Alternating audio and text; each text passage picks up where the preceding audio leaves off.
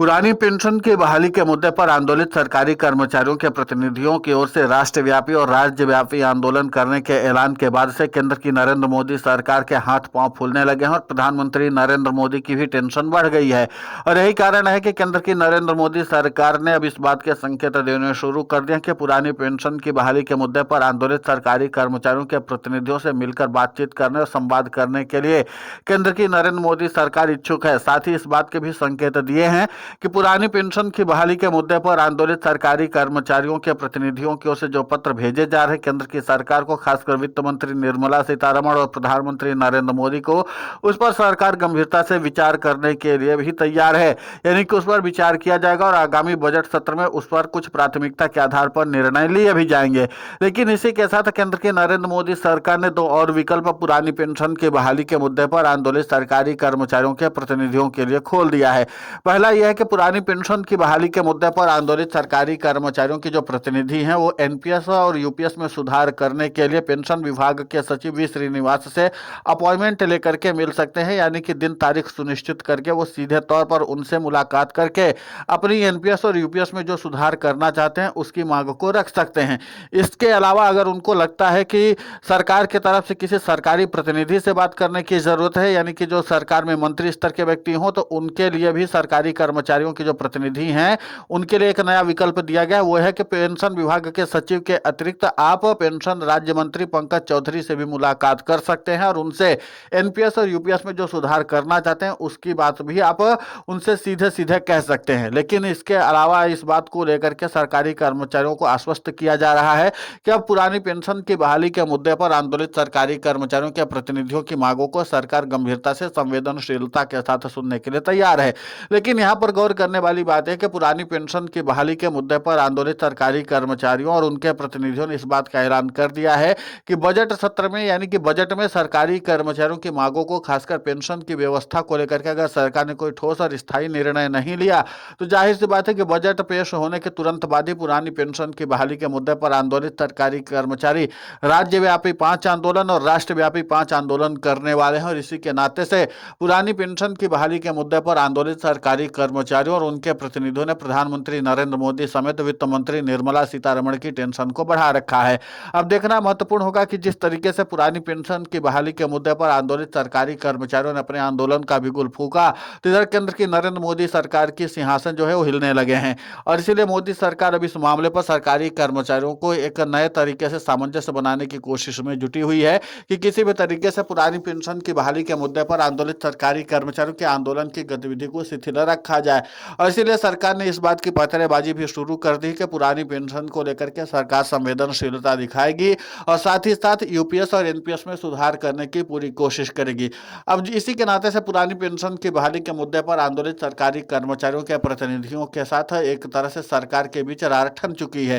क्योंकि सरकार हर बार जब पुरानी पेंशन की बहाली के मुद्दे पर आंदोलित सरकारी कर्मचारियों के प्रतिनिधि जाते हैं तो उनसे सीधे संवाद करती तो है, लेकिन ये कहती कि हम एनपीएस और यूपीएस में सुधार कर लेंगे। लेकिन जो सुधार की बातें की जाती हैं पुरानी पेंशन की बहाली के मुद्दे पर आंदोलित सरकारी कर्मचारियों के प्रतिनिधियों से, वो मांगे नहीं मानी जाती हैं, बल्कि कुछ और मांगों पर सुधार कर दिया जाता है। अब ऐसे में पुरानी पेंशन की बहाली के मुद्दे पर आंदोलित सरकारी कर्मचारियों के प्रतिनिधियों ने यह सुनिश्चित करने के लिए कहा है कि हम पत्र भेज रहे हैं जिस तरीके से जब यूनिफाइड पेंशन स्कीम का गजट आया था और उसके बाद सरकारी कर्मचारियों के प्रतिनिधियों से जो पुरानी पेंशन की बहाली के मुद्दे पर आंदोलित थे उन्होंने गजट में सुधार के लिए भी अपनी राय मांगी थी कि आप जो अपनी राय देना चाहते हो वो दे दीजिए। पुरानी पेंशन की बहाली के मुद्दे पर आंदोलित सरकारी कर्मचारियों के प्रतिनिधियों ने अपनी राय दी थी, लेकिन केंद्र की नरेंद्र मोदी सरकार ने उन सभी सुझावों को सिरे से खारिज कर दिया था और मनमाने तरीके से अपने सुझाव जो है वो शामिल कर दिए थे। अब इसी के नाते से यूपीएस और एनपीएस को लेकर के सरकारी कर्मचारियों के जो प्रतिनिधि हैं वो एक तरह से असमंजस की स्थिति में थे। अब देखना महत्वपूर्ण होगा कि जिस तरीके से केंद्र की नरेंद्र मोदी सरकार ने बजट पेश होने से पहले ही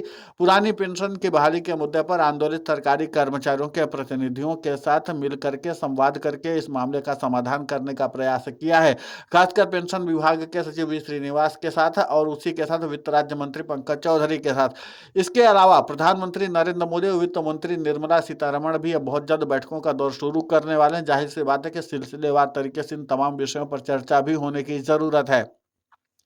क्योंकि जैसे केंद्र की नरेंद्र मोदी सरकार यूपीएस और एनपीएस में कुछ सुधारों पर अगर अमल करेगी तो जाहिर सी बात है कि वित्तीय स्थिति को भी और ज्यादा मजबूत करने की जरूरत पड़ेगी। इन्हीं बातों को ध्यान में रखते हुए केंद्र की नरेंद्र मोदी सरकार बैठकों का दौर भी शुरू करने वाली है और इसी के साथ 1 फरवरी 2026 को इस बार बजट पेश होने जा रहा है और इस बजट को पेश होने के साथ ही सरकारी कर्मचारियों को बहुत सारी उम्मीदें दिखाई दे रही हैं। उनको लगता है कि केंद्र की नरेंद्र मोदी सरकार इतने सारे आंदोलनों के दबाव में हो सकता है कि सरकारी कर्मचारियों के बारे में कोई बड़ा और अच्छा फैसला ले लेकिन फिलहाल पुरानी पेंशन की बहाली के मुद्दे पर आंदोलित सरकारी कर्मचारियों ने इस बात का इशारा साफ तौर पर कर दिया है कि अगर पुरानी पेंशन की बहाली के मुद्दे पर सरकार बजट में कोई खास निर्णय नहीं लेती है तो फिर जाहिर सी बात है कि सरकारी कर्मचारी तुरंत आंदोलन के लिए भी निकल पड़ेंगे और फिर राज्यों से लेकर के केंद्र स्तर तक में सरकारी कर्मचारियों का सिलसिलेवार तरीके से आंदोलन शुरू हो जाएगा, जिसके नाते से केंद्र की नरेंद्र मोदी सरकार को बैकफुट पर आना ही पड़ जाएगा। क्योंकि अब पुरानी पेंशन की बहाली के मुद्दे पर आंदोलित सरकारी कर्मचारियों का ऐसा कोई कर्मचारी संगठन नहीं है जो सीधे तौर पर ओपीएस की बहाली के लिए अग्रसर न दिखाई दे रहा हो।